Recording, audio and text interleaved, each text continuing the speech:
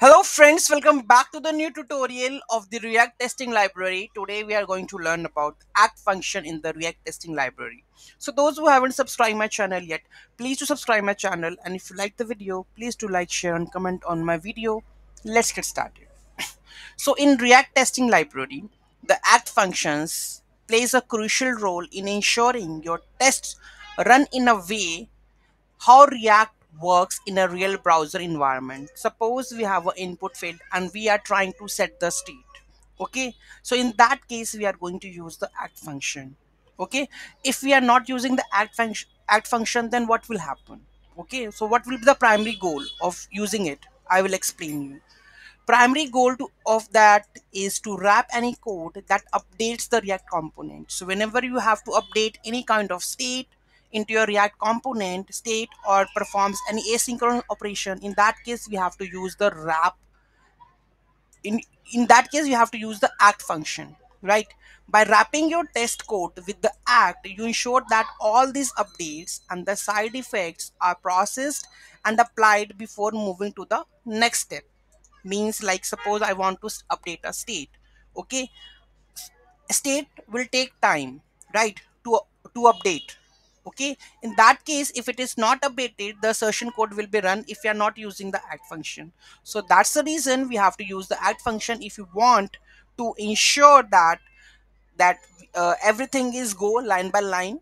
Okay, in that case we are using that one. Okay, so basic funda how React works in a real browser environment. If you want that one to use in your testing, that we are going to use the act function. And anything that you want to do, like React components update state or perform an asynchronous operation, in that case we are using the act function. Okay, how we are using? By wrapping your text code into the act function, right? So React updates the DOM asynchronously after state changes or the side effects occur. Okay, so why act is important? Because React updates the DOM asynchronously and after the state changes or side effects occurs. If you don't use the act directly, the test assertion after the state updates. Okay, so assertion will go on after the state update. Your test might fail because the DOM hasn't been updated yet. In that case, it will take time to update the DOM and your assertion code will run. In that case, the test case might be fail. Okay, act forces the updates to be processed before proceeding, making your tests more reliable and representative to the real user interaction. Okay, so always wrap asynchronous operation or state updates with act. Let's have a look to the test case. Okay, so how we are going to do that? I have an example. Let's go. So here we have a counter. So we are here, you are setting the state. By default the state is 0. When I click on the handle click event, and here you can see that it will go with the counter plus 1. Okay, so it will do the increment, right? And with the test cases, how we are using, so here you can see that first render the counter component. Here you can see, then we will check that the count with 0 and get the roll by the button with the increment. So we are checking where is the increment, right? So here we are using the act function because here we have, when we do the click button, fire click event button, so it needs the state to be updated with counter 1, because here you can see that we have mentioned count. When we click on this button, what will happen? It will go over here and set the count to be plus 1, right?